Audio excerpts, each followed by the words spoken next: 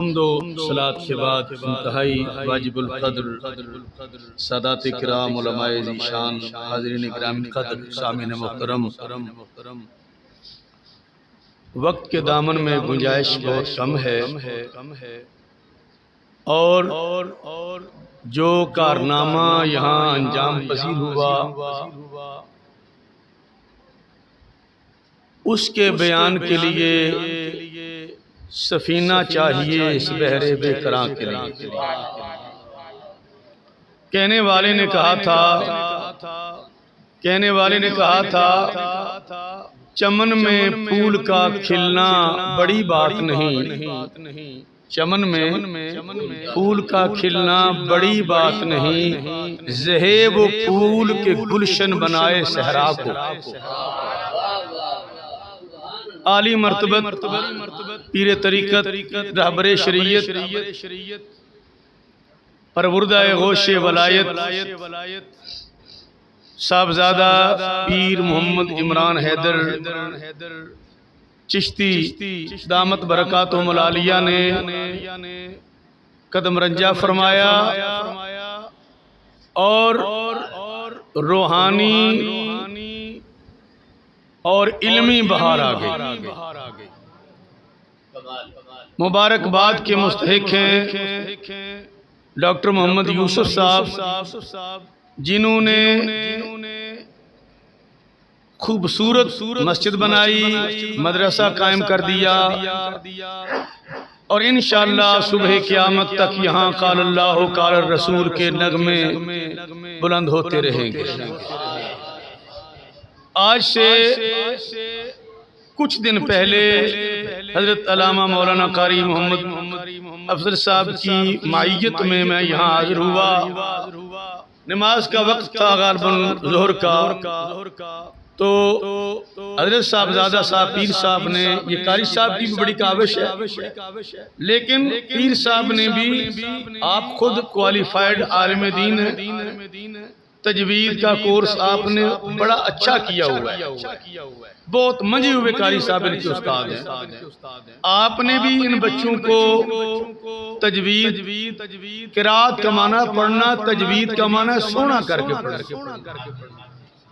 تجوید سونا کر کے پڑھنا، تو ماشاءاللہ آپ نے تلاوت سنی ہے۔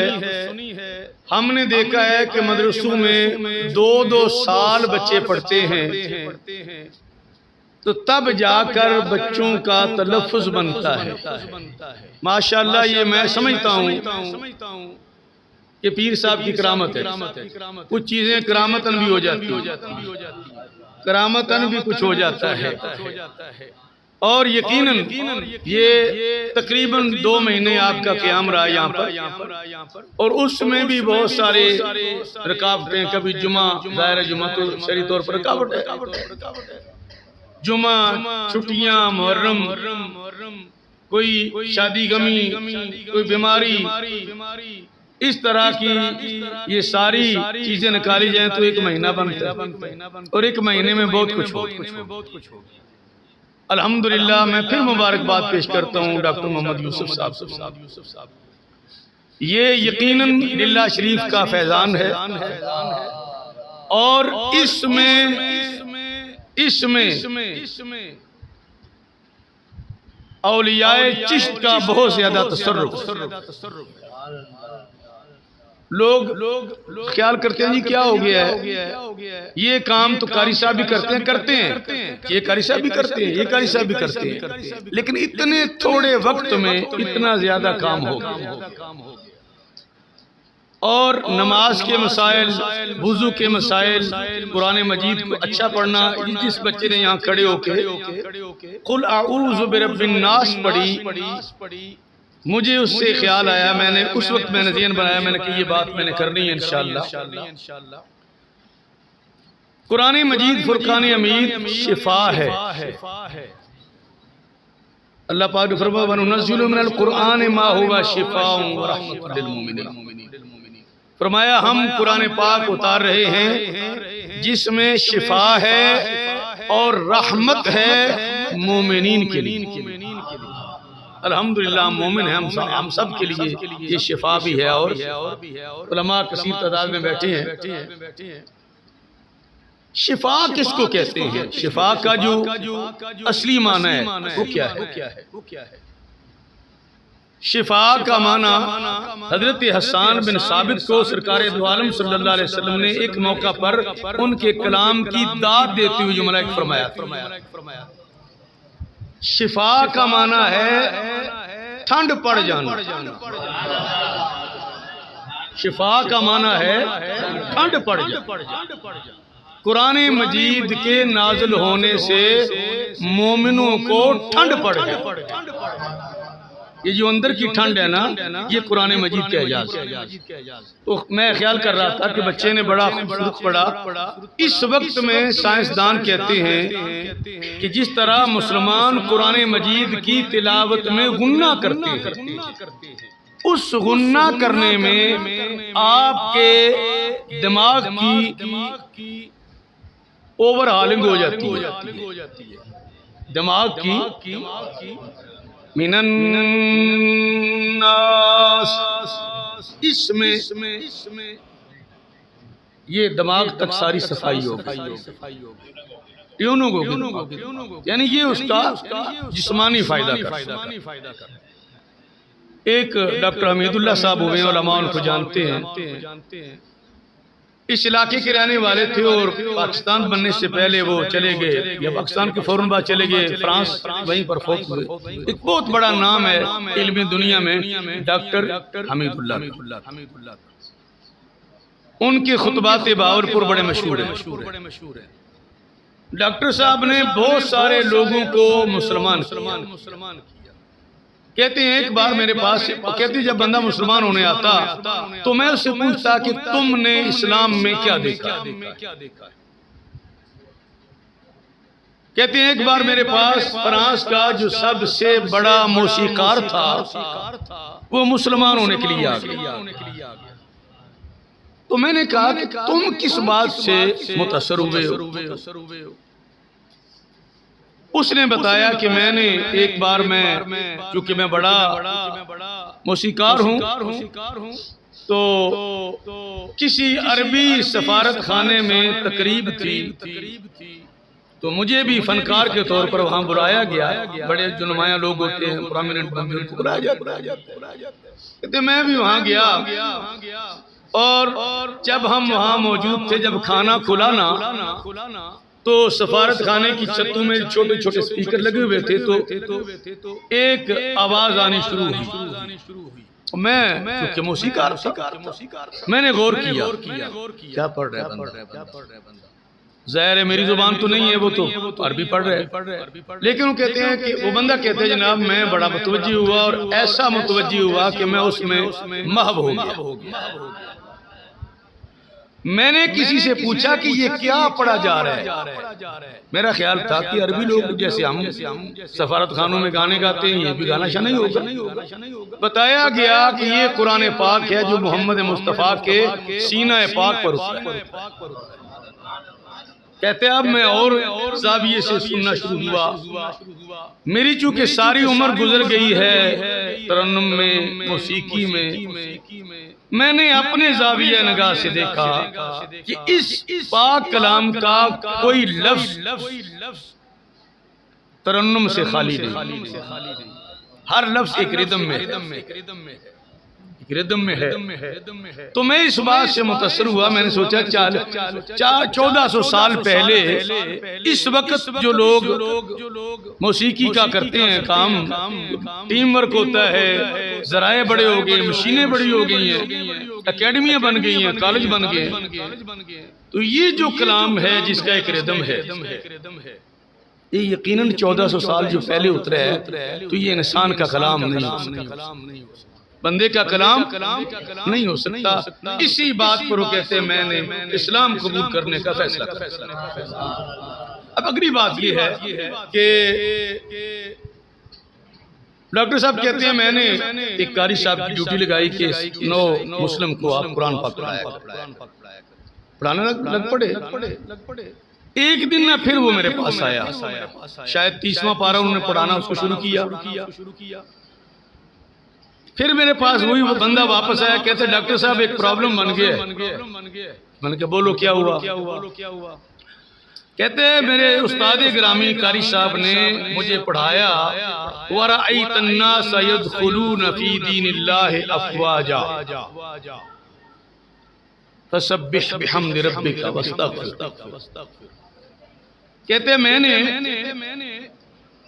جہاں پر جو قاری صاحب مجھے پڑھایا 2-3 بار انہوں نے مجھے مشق کرائی، تینوں بار انہوں نے ایسے پڑھ دیا، تو میں یہ سمجھا کہ یہاں پر تار ٹوٹتی ہے، یہ میرا شبہ ہے، تو آپ اگر اس کی قرآن نمائی کر دیں۔ ڈاکٹر صاحب کہتے ہیں میں نے اس کو کہا کہ قرآن پاک لکھا، قرآن پاک آ گیا۔ افواجا کے اوپر لام الف لا کا سائن ہے کہ نہ رکو نہ رکو۔ ڈاکٹر صاحب کہتے ہیں تمہیں معلوم ہونا چاہیے کہ یہ لام الف لا پڑھا ہے، اس کا معنی رکنا نہیں۔ اور ڈاکٹر صاحب نے پڑھا وَرَأَيْتَ النَّاسَ يَدْخُلُونَ فِي دِينِ اللَّهِ أَفْوَاجًا فَسَبِّحْ۔ کہتے ہیں ٹھیک ہو گیا، وہ ٹانکا جڑ گیا، تار مل گئی ہے، کنیکشن جڑ گیا ہے۔ کیوں؟ آپ نے بتایا کہ بات یہ قاری صاحب نے توجہ نہیں کی ہے، اور یہاں پر انہیں چاہیے تھا کہ وہ گناہ کرتے تاکہ تیری تار جڑی رہتی۔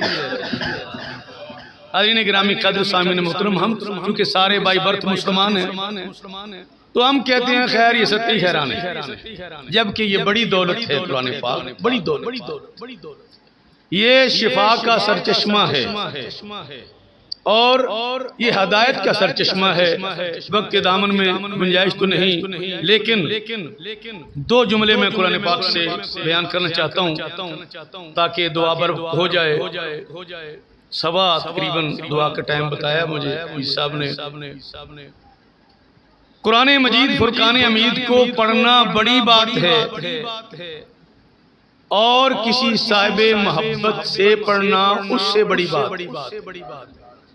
توجہ کی آپ نے؟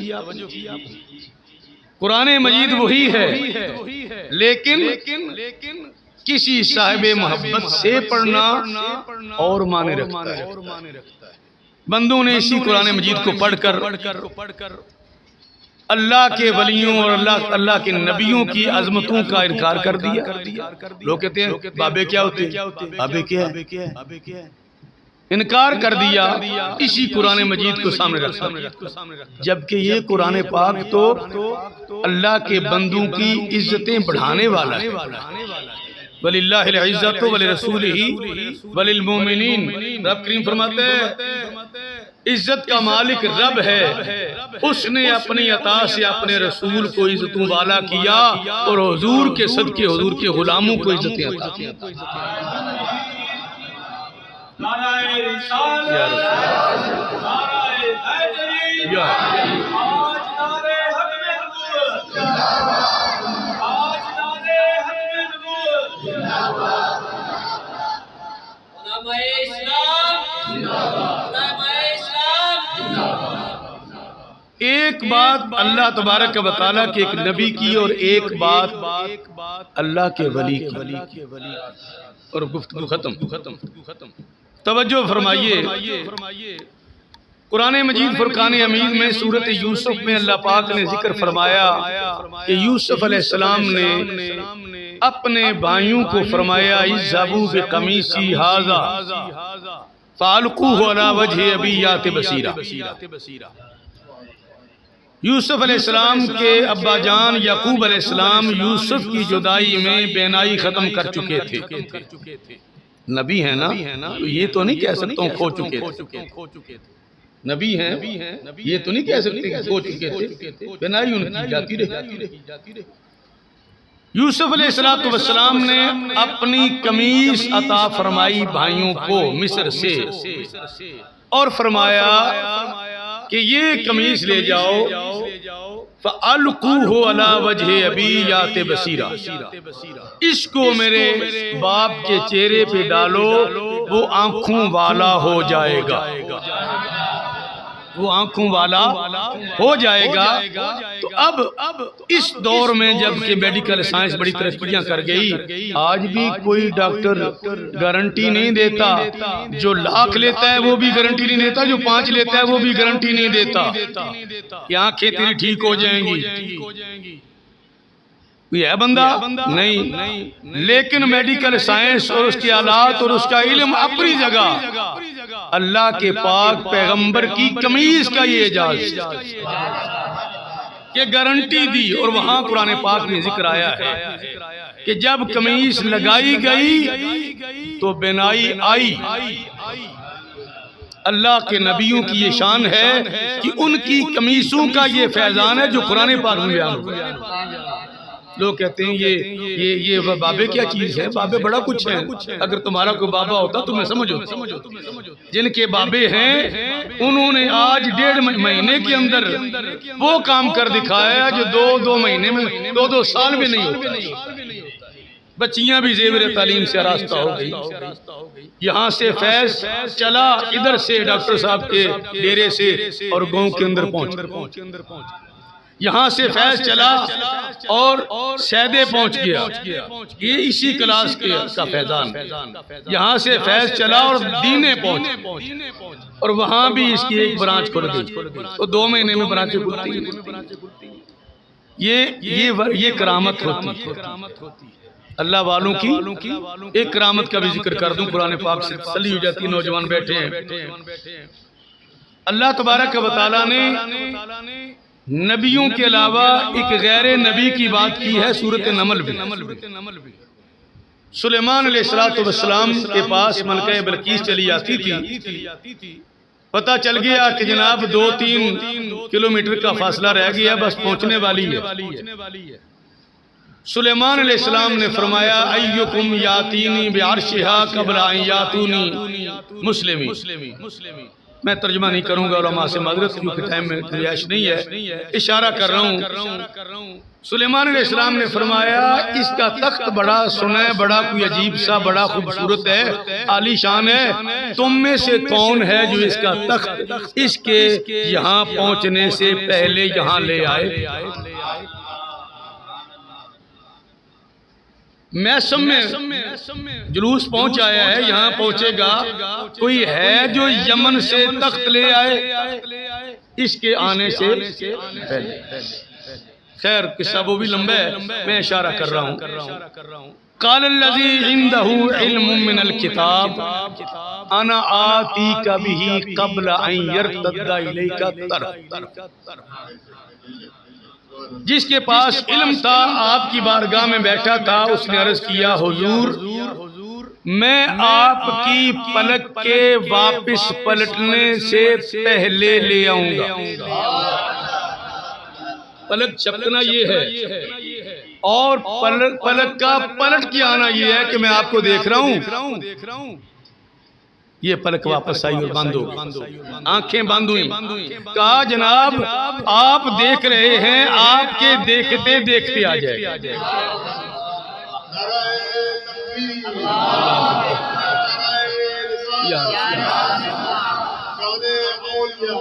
آپ کے پلک واپس آنے سے پہلے تخت یہاں، قرآن پاک کہتے ہیں فَلَمَّا رَآهُ مُسْتَقِرًّا عِندَهُ قَالَ هَذَا مِنْ فَضْلِ رَبِّي۔ جب سلیمان علیہ السلام نے تخت کو اپنے سامنے دیکھ لیا تو کہا یہ میرے رب کا فضل ہے۔ اللہ کے نبیوں کے معجزات بھی رب کا فضل ہے، اللہ کے ولیوں کی کرامات بھی رب کا۔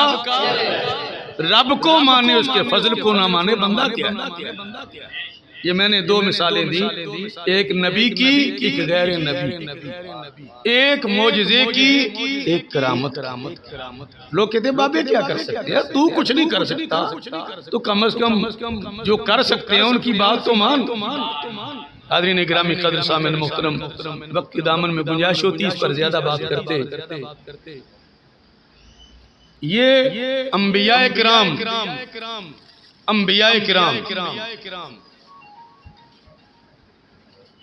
دیکھیں جی، میری طرف دیکھیں، کر رہے ہیں بس 2-1 منٹ۔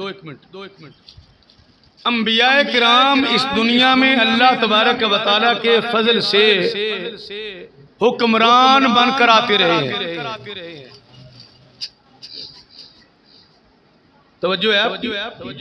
علماء بیٹھے ہیں، علامہ عبدالحفیظ صاحب بیٹھے ہیں، دیگر علماء بیٹھے ہیں. انبیاء دنیا میں حکمران بن کر آتے ہیں. آپ نے بارہا حدیث مبارکہ علماء سے سنی ہوگی. امام الانبیاء صلی اللہ علیہ وسلم نے فرمایا میرے 2 وزیر آسمان پر ہیں، 2 زمین پر ہیں. ہے نا جی؟ یہ ترمذی میں فرمان ہے. آپ بتائیے کبھی کوئی آپ کا بھی وزیر ہے؟ نہیں، ہمارا تو کوئی وزیر نہیں. کیوں؟ وزیر اس کا ہوتا ہے جس کی حکومت. اور علماء چونکہ بعض کا ٹائم کم ہوتا ہے تو علماء بیان نہیں کرتے. اسی روایت کے آغاز پر ہے امام الانبیاء صلی اللہ علیہ وسلم نے فرمایا ہر نبی کے 2 وزیر ہوئے. ہر نبی کے اس حدیث کا پہلا حصہ یہ ہے. علماء بیٹھے پوچھ سکتے ہیں آپ سے. ہر نبی کے 2 وزیر ہوئے، 2 زمین میں، 2 آسمان میں. میرے آسمانوں پر 2 وزیر ہیں، جبرائیل و میکائیل ہیں. زمین پر 2 وزیر ہیں، ابو بکر و عمر. جو بات اختتامی کرنا چاہتا ہوں، آسمانوں والے وزیر سارے فرشتوں میں جبرائیل و میکائیل کے پائے کا کوئی نہیں. اگر وہاں فرشتوں کی صف میں انجمن ملائکہ میں ان کے پائے کا کوئی نہیں تو یہاں ابو بکر و عمر کے پائے کا صف صحابہ میں کوئی نہیں. اس حدیث نے یہ بتایا کہ عظمت شیخین کیا ہے. اگر ان کے مقابلے کا وہاں کوئی نہیں، اگر وہ سب سے برتر ہیں تو یہ بھی یہاں برتر. اور یہ بات بھی کہ سارے ملائکہ میں یہ چنے ہوئے ہیں، یہ منتخب ہیں جبرائیل و میکائیل. سارے ملائکہ کی بات ان پر مکمل ہو گئی. جو ختم الانبیاء، جو تاجدار ختم نبوت کے لیے ان کو منتخب کیا جن سے بڑھ کر وہاں کوئی نہیں. اب اور کسی نبی کے آنے کی جگہ کوئی نہیں. بڑے وزیر ادھر بھی رکھ دیے، بڑے وزیر ادھر بھی رکھ دیے. اب کس نے آنا ہے کسی کے اور پیچھے رکھے جاتے ہیں. ان کا وہاں وزیر ہونا یہ ختم نبوت کی دلیل ہے. حاضرین گرامی قدر سامعین محترم، بارے دیگر شکر گزار بھی ہوں، مبارکباد بھی پیش کرتا ہوں. واللہ دل باغ ہو گیا. اتنے مختصر، اتنی تھوڑی مدت میں اتنا بڑا کام ہوا اور بہار آ گئی. اور الحمدللہ یہ آج کا ہمارا پروگرام آقا کریم علیہ الصلوۃ والسلام کے میلاد مبارک کا استقبال بھی ہو رہا ہے. اور میلاد بھی 1500 سالہ. یہ جو میلاد آنے والا ہے یہ 1500 سالہ میلاد ہے. ایک جملہ پیش کرنا چاہتا ہوں کہ ابو موسیٰ زرہونی ایک بزرگ ہوئے، اللہ کے کامل ولی تھے. علماء کی مجلس میں بیٹھے اور بحث ہو رہی ہے میلاد کرنا چاہیے نہیں کرنا چاہیے. سو گئے، رات کو سو گئے اسی خیال میں کہ یار یہ کیا ہوتا ہے. علماء کہتے نہیں کرنا چاہیے، کہتے کرنا چاہیے. آقا علیہ الصلوۃ والسلام کا دیدار ہوا. انہوں نے سرکار سے پوچھ لیا تو آقا علیہ الصلوۃ والسلام نے جملہ بتاتا ہے کہ میں زبان رسالت سے نکلا. حضور یہ میلاد کیا ہے؟ آقا علیہ الصلوۃ والسلام نے فرمایا جو ہماری خوشیوں پہ خوش ہے ہم اس کی خوشیوں میں خوش ہیں.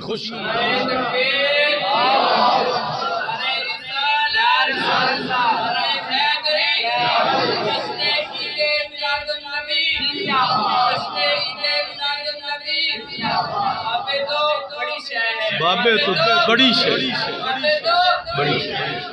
یہ میں نے بابوں کا ذکر جان بوجھ کر قرآن پاک سے کیا ہے تاکہ بندہ یا تو مان لے اور یا پھر پار ہو جائے، جگہ نہ رہے اس کے لیے. حاضرین گرامی قدر سامعین محترم، حضرت پیر صاحب کے بزرگوں کا یہاں پر بڑا آنا جانا تھا. اور ان کے نشان قدم اور ان کی خوشبو ہم نے محسوس کی،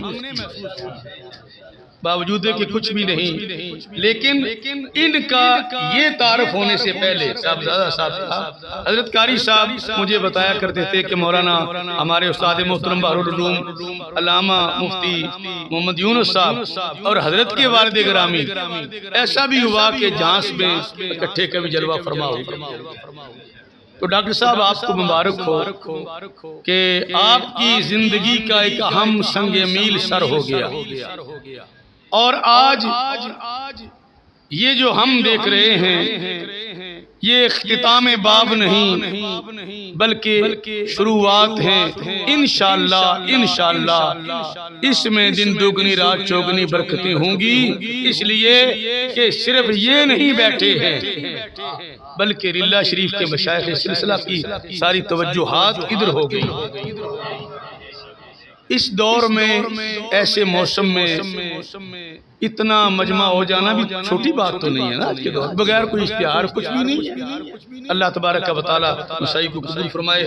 وقت کی دامن میں گنجائش بہت تھوڑی تھی تو میں پھر بھی 2-4 منٹ اوپر ہو گیا، معذرت خواہ ہوں، لیکن الحمدللہ بہت بڑا کام ہوا، اور میں پیر صاحب قبلہ سے یہ عرض کروں گا کہ اس کو اختتام نہیں ہونا چاہیے بلکہ اسے ہم حسن آغاز کہیں گے، اسے ہم حسن آغاز کہیں گے۔